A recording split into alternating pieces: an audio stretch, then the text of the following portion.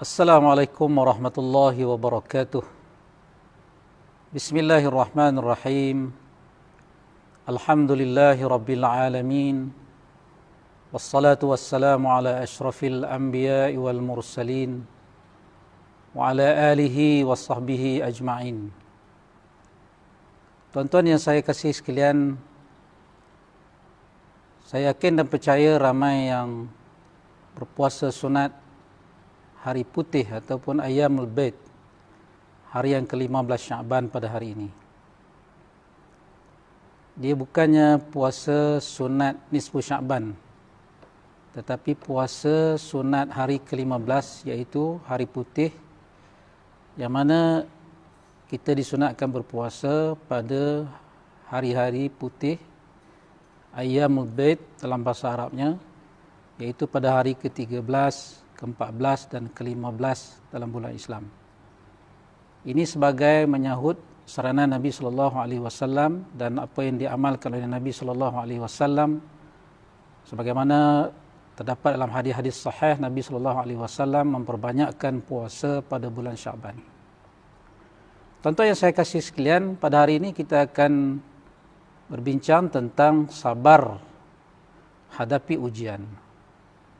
Allah Subhanahu wa taala menyebutkan perkataan sabar ini lebih daripada 90 kali di dalam Al-Quran, dalam pelbagai tempat. Ada kalanya Allah Subhanahu wa taala memuji kesabaran itu sendiri, sifat sabar, dan ada kalanya Allah Subhanahu wa taala memuji orang-orang yang bersabar, yang mana mereka akan diberi ganjaran di sisi Allah Subhanahu wa taala dengan darjat yang baik di sisi Allah. Allah Subhanahu wa taala berfirman antaranya, A'udzubillahi minasyaitonirrajim, Ya ayyuhalladzina amanu ista'inu bis-sabri was-salah, innallaha ma'as-sabirin. Yang bermaksud, wahai orang-orang yang beriman, jadikanlah sabar dan sembahyang itu sebagai penolongmu. Sesungguhnya Allah berserta dengan orang-orang yang sabar. Contohnya saya kasih sekalian dalam hadis.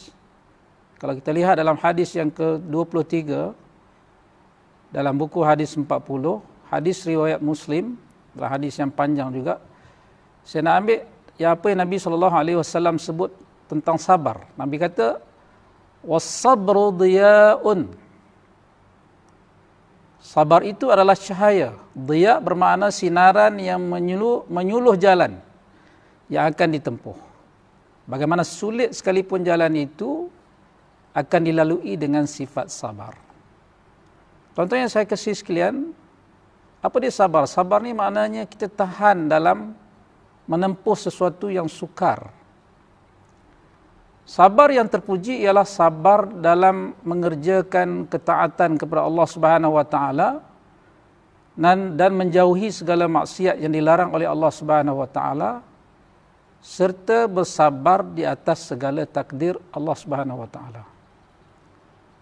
Apa dia maksud sabar dalam ketaatan?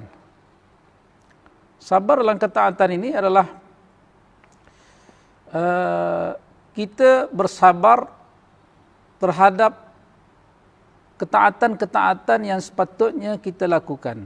Amal-amal soleh kita. Sabar nak melaksanakan salat, puasa, dan lain-lain lagi amalan-amalan soleh. Amalan-amalan ketaatan. Yang mana kita bersabar supaya kita dapat laksanakan ini dengan penuh kesempurnaan dan penuh khusyuk dan tunduk kepada Allah Subhanahu wa taala. Bukan senang tuan-tuan kalau kita nak menunaikan salat berjemaah misalnya di masjid. Sekarang ni kita tidak dapat pergi ke masjid kerana perintah kawalan pergerakan. Tetapi kita dapat laksanakan salat di rumah. Tetapi nak laksanakan salat di rumah pun perlu pada kesabaran. Nak laksanakan di awal waktu misalnya, perlu kepada ketaatan, terpaksa berpesan-pesan kepada anak dan isteri supaya mereka bersedia di awal waktu untuk menunaikan salat secara berjamaah.